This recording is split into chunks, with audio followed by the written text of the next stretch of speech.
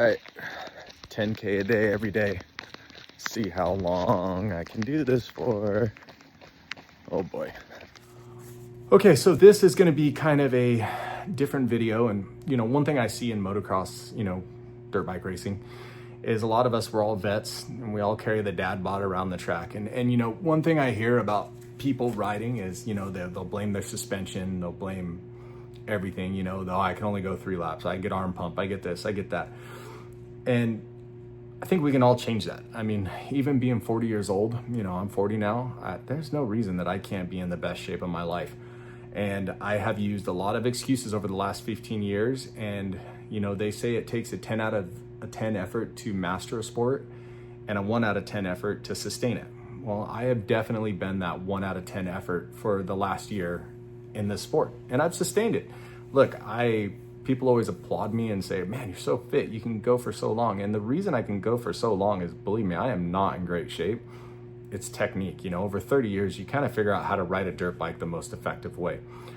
And I've been using that as, I'm not in bad shape. And, I can get away with whatever I'm doing, minimal things. And I still do believe that the most important thing to do is ride your motorcycle to get better. But I'll put all that aside. What I am going to experiment doing right now is running a 10K every day. Okay, so while I'm running, I'm gonna make it an effort to keep it in zone 2 the whole time to avoid fatigue and injuries. But yeah, zone 2 every run. Leave my intense days for riding the bike. I am going to, regardless of what's going on or how my other exercise that I got on my motorcycle, my butt is gonna get out there and I'm gonna run 6.2 miles every single day.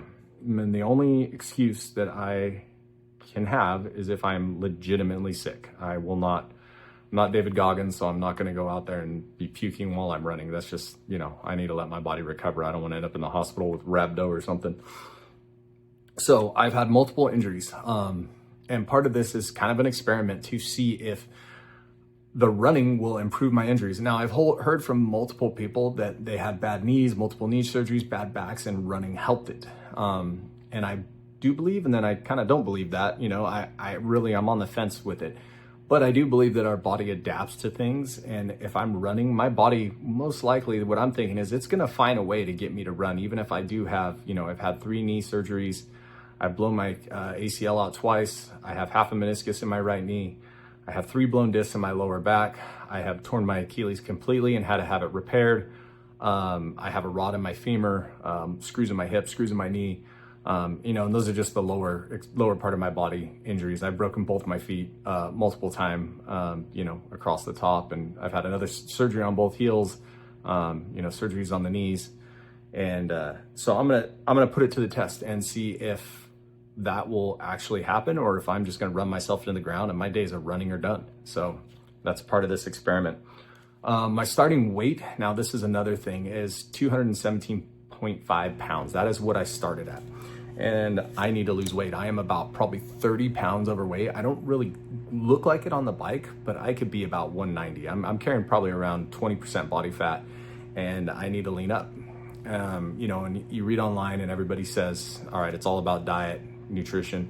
Look, I don't eat unhealthy. I eat whole foods mostly. I don't eat crap. I do have the occasional alcoholic drink here and there.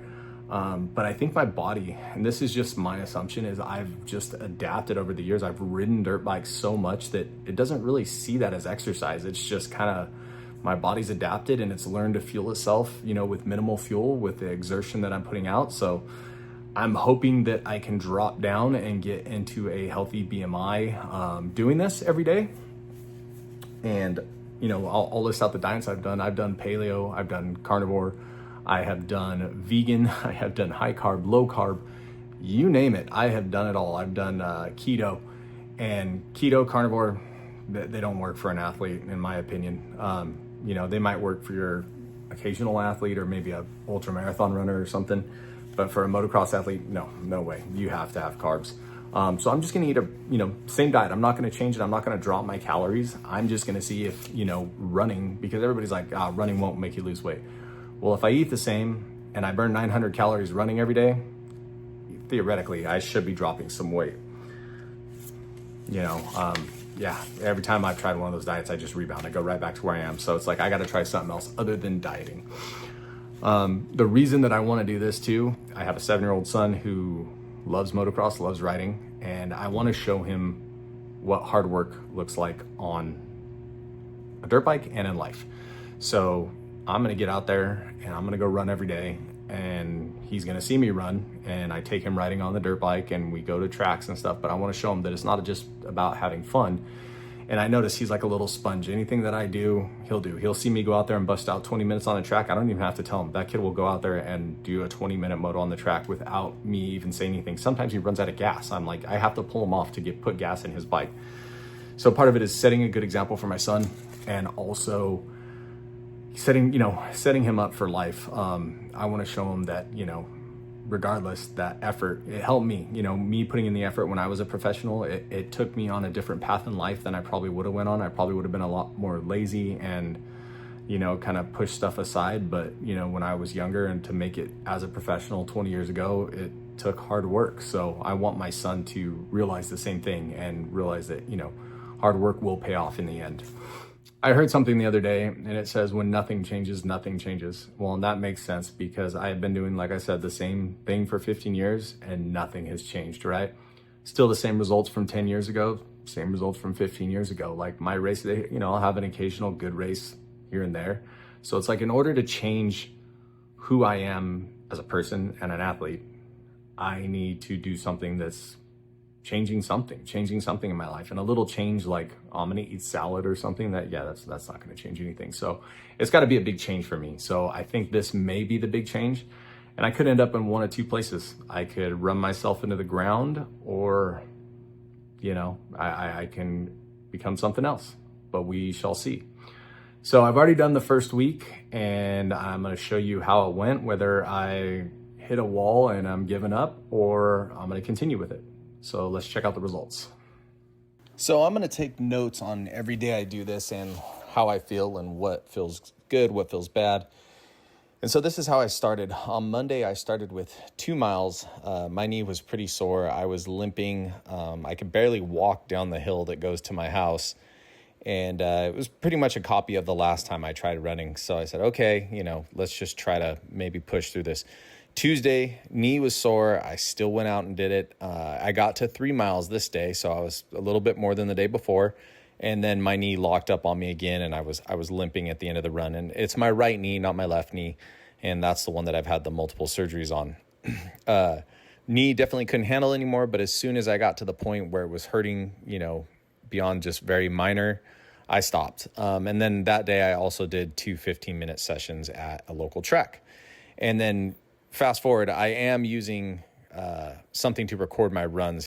All right, so here's Wednesday, and this is about the point where I usually give up and I say I don't want to ruin my knee. I don't want to mess up my ankles, my feet, my knee. I got to stop running. I'm too old to run. And I just went out.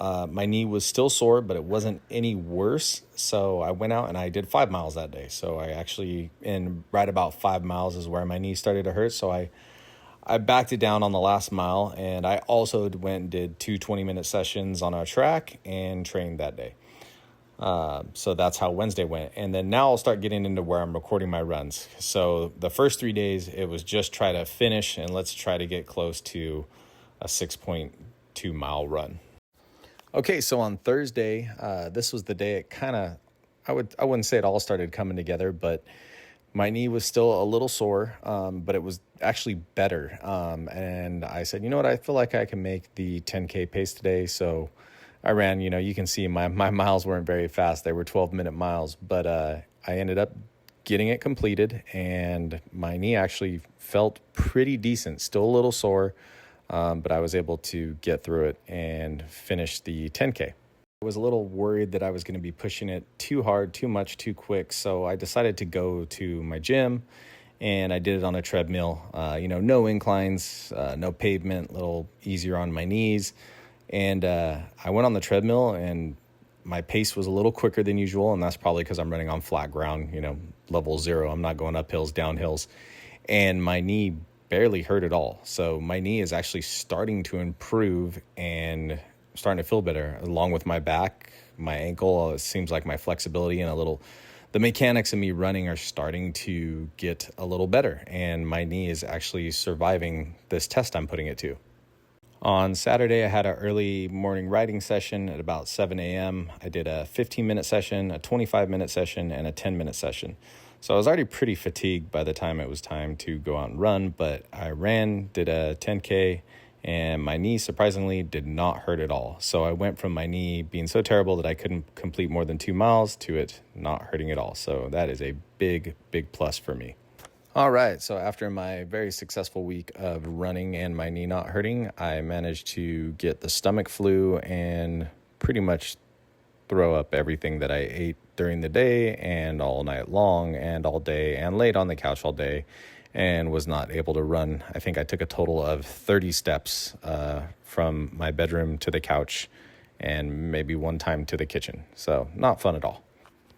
And then on Monday, I got back at it. I had a day of R&R on the couch. And so Monday, did a 10K, no knee pain whatsoever, which I'm super, super excited about because, like I said, it's been 15 years and I have refused to run and made all the excuses that I can't run anymore. And I don't know how many people I've talked to that has made the same excuse, like I can't run because of my knees. But I'm doing this little test myself, and I've had 2 ACL replacements, and half my meniscus is gone. And as of now, it feels like running is actually helping my damaged knee. And like I kind of thought the body would start to adapt. And like people were telling me, you can adapt to whatever you're doing. The body's a smart thing. It knows how to adapt to whatever you're putting it through. All right, and this is something else that I'm really excited about doing this is my weight. Initially, when I started, I was about 220 pounds. Now, in the beginning, I said I was 217.5 because I had a weekend of a little bit of alcohol. And so realistically, I think some of that is water weight. So I'm probably around 217.5. But when I stepped on the scale in the morning, the first morning I did it, I was 220 pounds. At the end of the first week, in the morning, I was 212.5 pounds. So, you know, you're looking at anywhere from a 7.5, 5.5, 5-pound weight loss in 1 week from running. And I know a lot of that is going to be water weight. But I'm going to continue this and see if the trend is still going down. And to reassure myself that it is positive weight loss, I went with waist measurements as well. Starting waist measurement, 40 inches. And that's, you know, around the belly button, not my pant measurement. End of week 1 measurement, 39 inches. So I'm going to stick with this, and looking forward to updating everyone or anybody who cares or feels like watching this about how week 2 All right, goes. so I finished my first week of 10K every day, and here's what I got from this. I'm gonna just talk about mentally what it helped me. Better mood throughout the day. Just that feeling like you accomplished something. You go out, you know, all these years, thought I was a little too hurt to do this, but I finished the first week. We'll watch the video and see where I'm gonna go from here. But yeah, you know, the mentality of knowing that you could accomplish something you thought you couldn't. 15 years I wouldn't run because I thought my knee was too messed up, and just accomplishing it. I'm pumped that I just finished 1 week. So, you know, I've tried about 2 days every time I've tried and failed every time. So it makes you feel a lot better about yourself when you do things you think you can do.